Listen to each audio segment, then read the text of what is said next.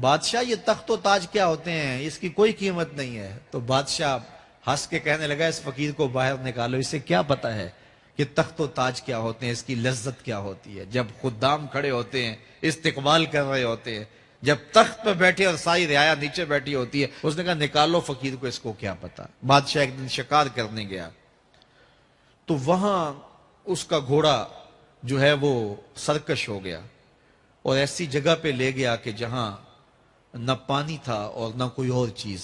بادشاہ وہاں ہانپ رہا ہے کہ وہی فقیر مشکیزہ ڈالے ہوئے گزرا اور آواز دے رہا ہے پانی لے لو، پانی لے لو۔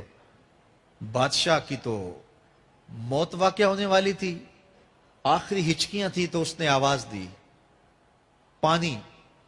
تو اس فقیر نے کہا کہ ہاں تمہارے پاس ہے کوئی قیمت پانی دینے کی؟ اس نے کہا میں بادشاہ ہوں اس ملک کا۔ اس نے کہا ہوتے ہوگے، مجھے غرض نہیں ہے، میں تو بیچتا ہوں پانی۔ اس نے کہا بابا میں بادشاہ ہوں، جو مانگو گے میں دوں گا، مجھے پانی دو، میں مر رہا ہوں۔ اس فقیر نے کہا آدھی حکومت لگے گی۔ اس نے کہا آدھی لے لینا، مجھے پانی تو دو، کیونکہ مر گیا تو ساری جائے گی۔ اس نے پانی کا گھونٹ دیا، پیاس کی شدت تھی، جب پانی کا کٹورا اس نے منہ سے لگایا تو پانی حلق میں اٹک گیا۔ اب پھر دوبارہ مصیبت بن گئی۔ تو اس فقیر نے کہا کہ میں حکیم بھی ہوں، اگر کہو تو تمہارا علاج کر دوں۔ اس نے کہا ضرور کرو، لیکن اس نے کہا میں یوں ہی نہیں کروں گا، آدھی باقی حکومت بھی لگے گی، وہ بھی لکھ دو۔ اس نے چمڑے کے اوپر لکھوا لیا، ساری حکومت لکھوا لی، اور اس نے اس کا علاج کیا فوری۔ جو اس کے پاس ٹوٹکا ٹونا تھا تو اس کا پانی حلق سے نیچے اتر گیا۔ بادشاہ گھوڑے پہ بیٹھا واپس آیا، وقت گزر گیا، عرصہ بیت گیا، بادشاہ پھر تخت پہ بیٹھا تھا، وہی فقیر بھیس بدل کے دوبارہ آ گیا۔ پھر اس نے نصیحت کی کہ آخرت کو یاد کرو، یہ دنیا کچھ نہیں ہے، 4 دن کی کہانی ہے۔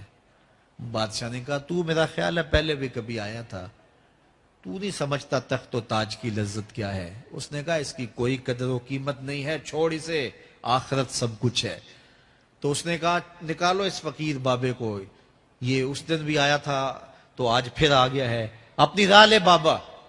اس فقیر نے اپنے تھیلے سے وہ چمڑے کی دستاویز نکالی جس کے اوپر اس نے ساری حکومت لکھ کے دی تھی۔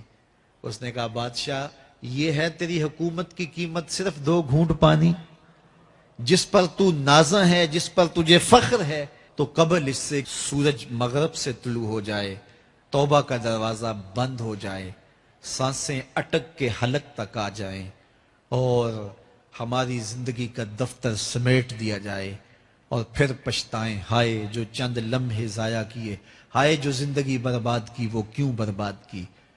کل کے پچھتاوے سے بہتر آج کا پچھتاوا، زندگی پلٹ ہوگا، وقت پر کافی ہے ایک قطرہ بھی آب خوش ہنگام کا، جل گیا جب کھیت برسا می تو پھر کس کام کا۔ آئیے میں اور آپ اپنی زندگی کو مالک کی چوکھٹ پہ، مالک کی دہلیز پہ لے جائیں، اس کے حضور سچی توبہ کریں، رجوع لائیں، اپنے گناہوں سے معافی مانگیں، وہ کریم ایک آنسو سے سارے گناہ معاف کر دے گا۔ اپنی آخرت کی تیاری کریں، کاروبار دنیا بھی کریں، لیکن اصل ہماری زندگی آخرت کی زندگی ہے۔ صحابہ کو خندق کھودتے دیکھا تو پیار آیا تو یہی کہا اللہم ان العیش عیش الآخرہ، اے اللہ زندگی تو آخرت کی زندگی ہے، فاغفر للانصار والمہاجرہ، میرے انصار کو بھی بخش دے، میرے مہاجروں کو بھی بخش دے۔ تو اللہ تعالی ہم سب کی مغفرت فرمائے۔ انسان کو اللہ تعالیٰ نے اتنی نعمتیں عطا کی ہیں کہ اگر وہ ان کا احساس کر لے تو کبھی بھی ناشکری اس کے انداز سے، رویے سے اور اس کی طرز زندگی سے ظاہر نہ ہو، بلکہ اس کا سانس سانس جو ہے وہ اللہ کا شکر کرے، اللہ کی تقدیس کے گیت گائے۔ لیکن یہ انسان ناشکرہ ہے۔ وَإِنَّهُ عَلَى ذَلِكَ لَشَهِيدٌ، اس پر اسے کوئی خارج سے گواہی کی ضرورت نہیں ہے، وہ خود اس پہ گواہ ہے، اسے خود پتا ہے کہ میں کتنا ناشکر ہوں۔ ذرا اندر اتر کے دیکھے تو اس نے کیا اس کی نعمتوں کا شکر ادا کیا ہے، اس کی کتنی بڑی نعمتیں ہیں حضرت انسان کو۔ انسان غور کرے، تدبر کرے۔ میں کئی دفعہ یہ بات بتا چکا ہوں، میرا ایک ملنے والا ہے، پیر بھائی ہے، تو اس کو مسئلہ کیا ہے کہ یہ جو منہ میں لعاب آتا ہے اس کی مقدار کم ہے۔ تو بنیادی طور پہ وہ لیکچرار ہے، تو اس نے روز جو ہے وہ طلباء کو لیکچر دینا ہوتا ہے تو 15 منٹ نہیں بول پاتا کہ منہ خشک ہو جاتا ہے. اب ہم نے کبھی اس کو نعمت سمجھا؟ یہ جو منہ میں لعاب آتا ہے ہم کہتے ہیں کہ یہ ایک مصیبت ہے, تھوکتے رہتے ہیں, لیکن اگر اس کی مقدار کم ہو تو زندگی اوکھی ہو جائے. یہ نظام انہضام پہ بھی اثر انداز ہوتا ہے اور پھر اس کی بینائی بھی کمزور ہو گئی, ایک آنکھ کی بینائی تو بالکل ختم ہو گئی. مرض کیا ہے, مسئلہ کیا ہے, کون سی نعمت کم مل رہی ہے؟ پانی نہیں مل رہا, مل رہا ہے. آکسیجن نہیں مل رہی ہے. گردش خون جاری ہے.